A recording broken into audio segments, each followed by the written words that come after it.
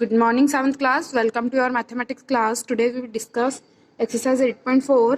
आपका first question है 3/5 of the balls in a box are red. किसी भी बॉक्स के अंदर बॉल्स फिलअप है और उसके अंदर क्या है 3/5 रेड कलर की है. टोटल बॉल्स की 3/5 क्या है रेड कलर की है. The rest are green and yellow. बाकी की क्या है ग्रीन और येलो है.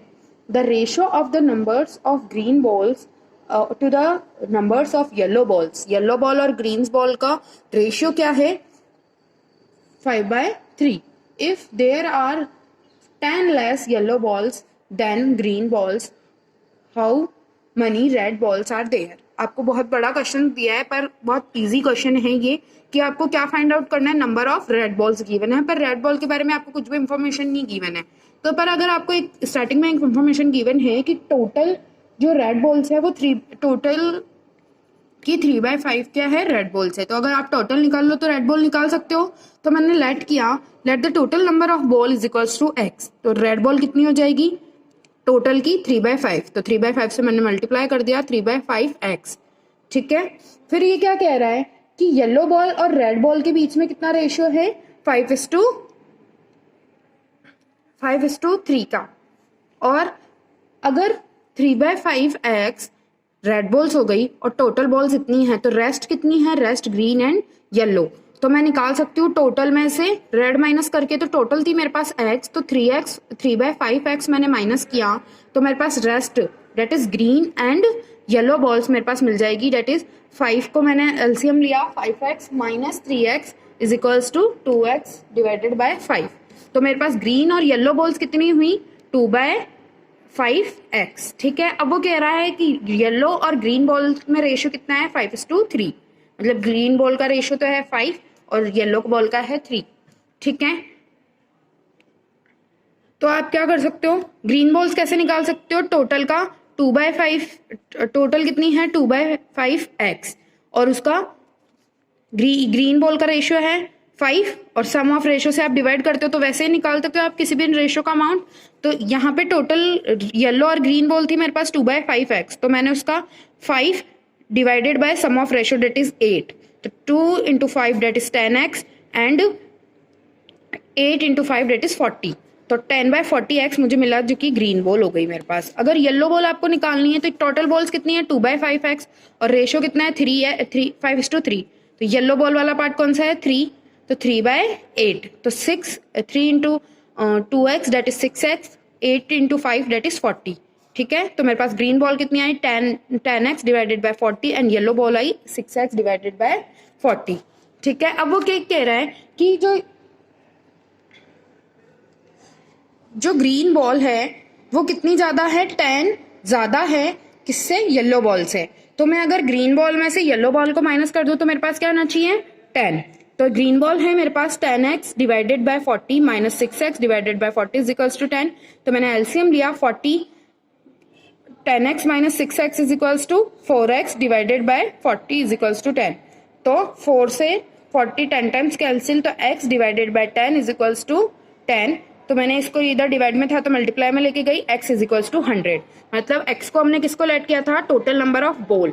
मतलब टोटल नंबर ऑफ बॉल कितनी आ गई मेरे पास 100. तो रेड बॉल निकाल सकते हैं 3/5 into 100 डेट इज 60 बॉल्स. तो मेरे पास नंबर ऑफ रेड बॉल्स कितनी हो गई 60.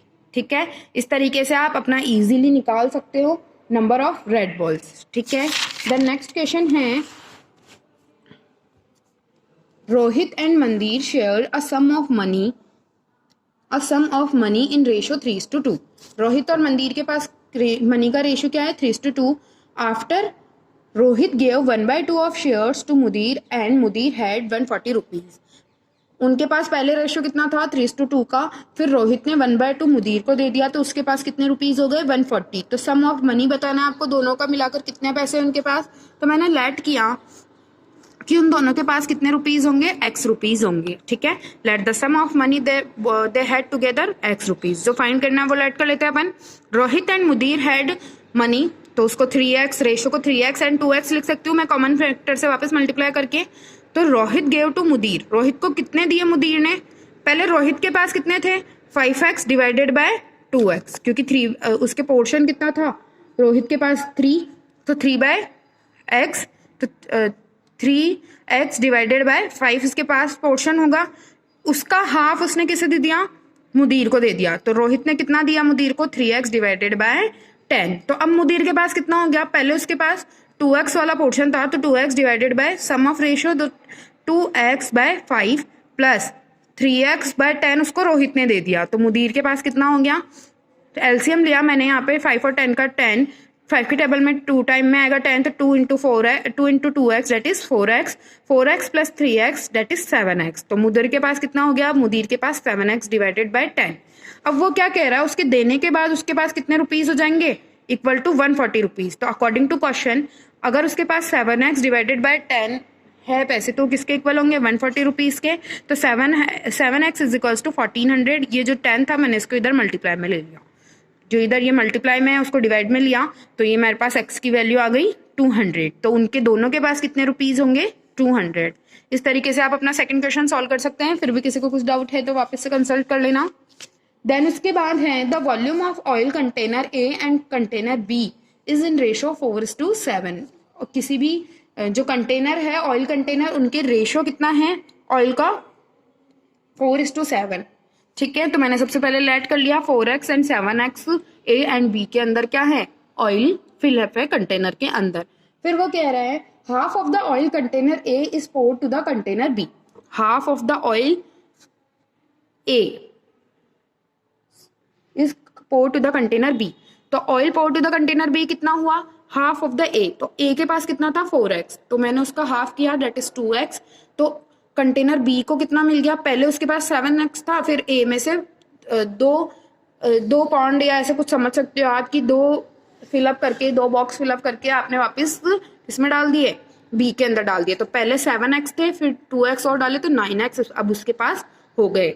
ठीक है, अब ए के पास भी तो कम हो जाएगा, क्योंकि ए कंटेनर में से अगर आपने बी में डाल दिया तो ए में कम हो जाएगा। तो 4x माइनस 2x कितना डाला था आपने, 2x। तो कितना बचा अब ए के पास, ए कंटेनर के पास बचा 2x। ठीक है, फिर वो कह रहा है 1/3 of the oil in container B is then poured to the container ए।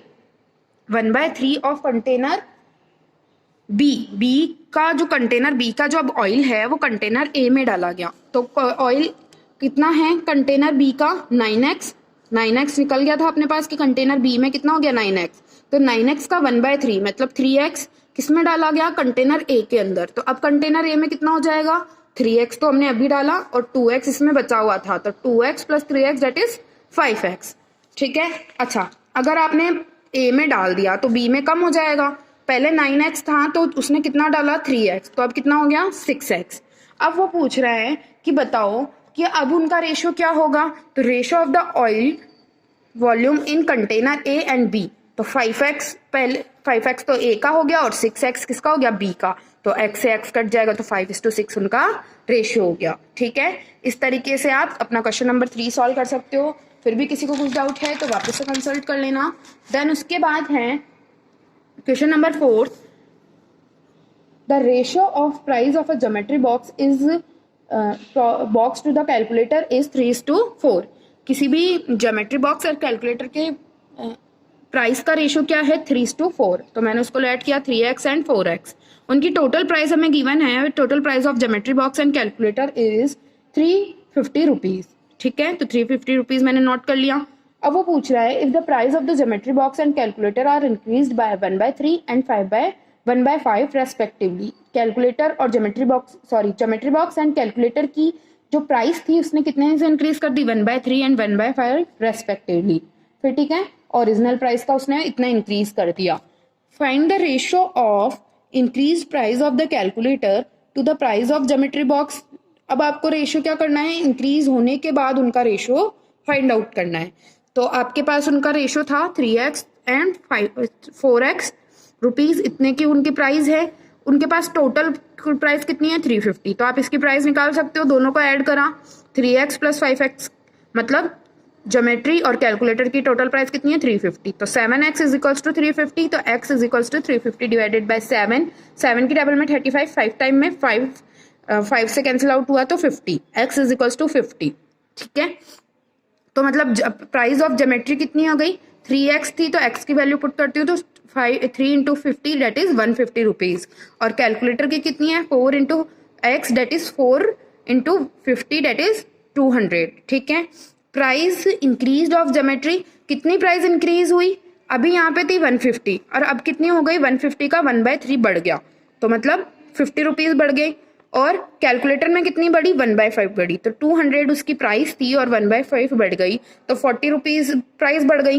तो प्राइस ऑफ ज्योमेट्री कितनी हो गई, पहले 150 रुपीज थी और 50 और बढ़ गई तो कितनी हो गई 200 रुपीज हो गई। और कैलकुलेटर की प्राइस पहले 200 थी और 40 रुपीज और बढ़ गई तो 240 रुपीज हो गई।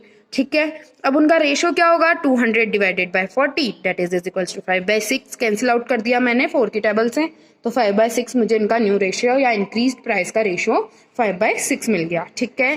फिर भी किसी को कुछ डाउट है तो वापस से कंसल्ट कर लेना। I will send you pictures of these answers in your group. Thank you.